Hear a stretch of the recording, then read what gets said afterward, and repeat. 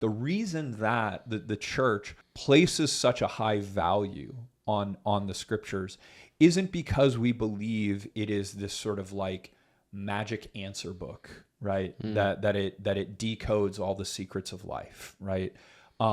That's not what we're after when we read the scriptures, right? But we uphold the scriptures, right? Because we believe that they proclaim Jesus, right? And that they are unique in that way, in the sense that every passage is pointing to what took place and what God promised to do in the Old Testament. He brought about in and through Jesus, and in particular in and through the death and resurrection of Jesus, right? And so this is why we take Scripture so seriously.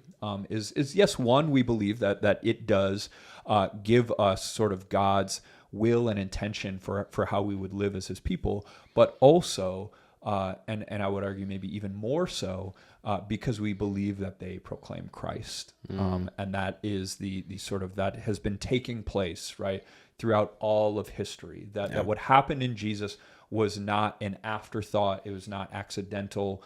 It is not a departure from the scriptures, but has been foretold. And all of Scripture reveals a history that has been leading up to this moment, right, in which God would reveal Himself through the work of His Son.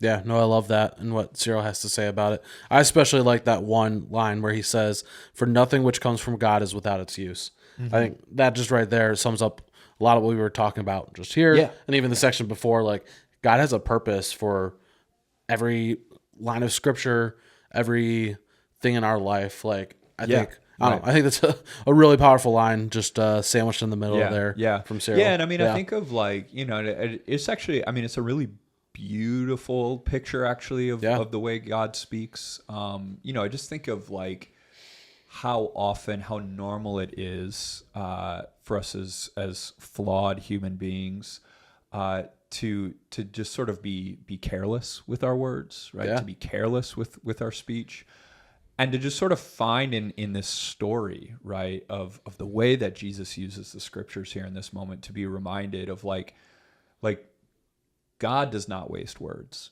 and God is not careless with His words and His speech, right? But right there is nothing that comes from God that is without its use, right? There's no throwaway parts of Scripture, right? They all have their place, right? They all have their use in seeking to make Jesus known to us, right? Which again, you think of, there's some beauty to be found in that sort of just the level of divine intention that we discover as we see Jesus woven into all of Scripture.